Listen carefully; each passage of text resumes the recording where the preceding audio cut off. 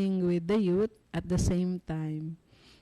Full-time teacher sa Magsaysay Memorial College of Zambales Incorporated. So, our school is a Catholic school but named after late President Ramon Magsaysay.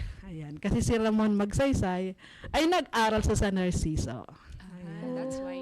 Ayan ang kanyang alma mater. Kaya pinangalan sa kanya yung Ramon MMC Magsaysay Memorial College Incorporated. So, 1 year throughout 2019, free. Everything is free. You're free to walk and everything. And then from March 15, 2019, it is the shutdown for the global world of pandemic. Yeah. Ayan. So, Ayan na. since then, Duman pa lang si sister ng pandemic. nandoon ako ng pandemic. So, since then, talagang, kumbaga, it was a dark night soul. Bakit ko masasabing dark night soul? Sapagkat priest everything. Ayan. But, I think mga 6 months, after 6 months, so, hindi ako pumapasok sa school but we engage for online classes. Online classes. Pero yung sa Paris talagang, yun? Na-freeze talaga, sister. Oo. Wala yung sa Paris. So, Namatay talaga. since online classes, everything happened for social media platform. Enrollment, teachings, and other services sa social media, online. So, para sa akin ay, nung una talagang nahirapan ako. Kasi sabi ko, ano ba itong mga link na ito? Sabi ko, ano ba itong mga bagay-bagay na to? So, G-Classroom. Sabi ko, and then yung mga experiences ko sa online classes, sabi ko sa mga estudyante ko, open your camera for checking the attendance. Sabi niya, sister, meron diyan sa Google Attendance. Ayan.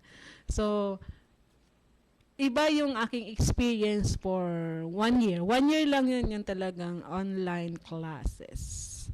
So, syempre, yung sa classroom, quite different from online classes. Kasi nga, yung participation, yung modality ng modular classes and online classes, iba talaga. So, hindi ko alam kung they are participating kasi hindi ko sila nakikita. True, sister. And then, Malay mo turog. through modular classes. And after 1 year, meron na kaming tinatawag na online class at the same time, meron kaming face-to-face classes. MWF. Parang blended. Blended learning kami. Blended learning. MWF. Online and then Tuesday and Thursday modular. Face-to-face classes. So, eventually, nag-enjoy naman ako doon sa Zambales. Kaya nga, nakarating, ako lang talaga yung kidding aside, ay ako yung nag-spend ng 5 years. 5 years sa school na yun. Ako ang pinakamatagal na sister. So, since yung San Narciso Memorial College, yung school na yan, I was teaching before. Sa school na yan, before I enter sa St. John. That's why, sister, parang comfort zone mo na talaga ang iba. Kaya nga. Kaya sabi ko kay Sister Jesusita, sister, pwede bang dalhin mo ako doon sa medyo challenging? Kasi yung Diocese of Iba this is my second home. And kay Bishop Bart Santos, he is really my friend. Thank you so much. Kaya nung mag-enter ako sa Diocese of Iba, sabi niya sa akin, Regine, sinusundan mo ba ako? Sabi ko, hindi kita sinusundan kasi kung pag ikaw ang sinundan ko, mapapariwara ang buhay. Kasi before we were working together sa Diocese of Malolos, sa Bishop Bart. So, and the rest of the priests sa Diocese of Iba, we were working together before. Kaya sabi ko nga, Sana Familiar na, sister. familiar ko ang places and the mission area and everything. Kaya sabi ko, Wala nang challenge. unlike na ako, Bicolana po ako, pero I'm not familiar sa Bicol region. From ano From ka po, sister? Rinconada area, Oh. particularly in Buhi, Camarines Sur. Kamsur. Oh, kaya nga sabi ko, Buhi sister, pala si sister. siguro naman, ni-request ko na kung pwede akong ma-assign sa Bicol region. Pero hindi ako nag-ano ng particular place. Kasi igwa kami sa Tabaco, igwa kami sa Berak. Basta sa Bicol region. Salamat sa Diyos kasi to be a part, journeying in this diocese. Wow. Diocese of Legazpi. So, May abot ako kay sister. Go. Kasi tigano ni sister na nagtiteach siya. Pero sister, ano po ba ang tinuturo mo noon doon sa Diocese of Iba? Christian Living, Christian. CLE. Wow. Ayan. So, pero ako ay advisor ng grade 10. Ayan. So, siguro sabi nga ng mga madre, mahirap kasi I was teaching for 12 sections.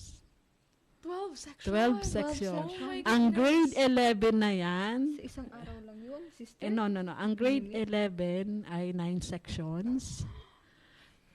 Meron akong advisory ng grade 10 and then 3 sa grade 12. Ayan. So, Tapos ilang students yun per section? ang first section naman, depende kasi sa strand. Pag HEICT, nagre-range lang sila ng mga 25. Ang STEM ay 37, 32. Ang pinakamarami ang ABM, 65 kasi hindi sila hinati. And then ang gas at saka ang UMS, mga nasa 45, 42, 43. Ayan. Yung advisory ko, nasa 37. So, but Ang dami din, I really sister. matters na nag-enjoy ako kasi I love teaching. Sa mga sa high school. So, digdi naman sa Tabaco, talagang kinakapa-kapa ako kasi ito mga kindergarten. Mga kinder kay sister ngayon. Kindergarten. Pero okay naman, hindi Parang kasi. si sister na ba ang principal? Ay, hindi. Sister Bell pa rin. Hindi. Si Sister Bell pa rin. Hindi pa yan para sa akin. Ano yan? Kaya nasa adjustment period ka pa po ba, sister, sa mga kids? Ay, syempre kasi nga, unlike na sa high school, pag sinabi mong may instructions na you give this, you do this activity, and then you leave everything to the students, aram na ninda yan. Pero talaga sa kids, talagang one-on-one. Even, pointing the pencils and crayons, talagang one-on-one. Kasi ang kindergarten, hindi pa naman yan nakakabasa. Yan, talagang, tutorial Lahat mo talaga from scratch yan. talaga. Yes, kaya nga, sabi ko. Pero, ang naman sa mga bata ay, they are very loving. Yung kanilang innocent Yes, grabe gestures. consolation. Ayan. Sa mga high school naman, they are loving also but in a different way. So, pero, yung naging, sa buhay ko kaya, yung throughout my life, nasa academe ako. Yung Even sa mga mission mo, sister, no? yes, Academe talaga. academe. Ang naging mission ko lang ay 2. Sa academe from Luzon and Mindanao. And then sa Luzon naman, 1 year lang kasi ako doon sa retreat house and then for vocation promoter. Pero kadaklan sa teaching ministry.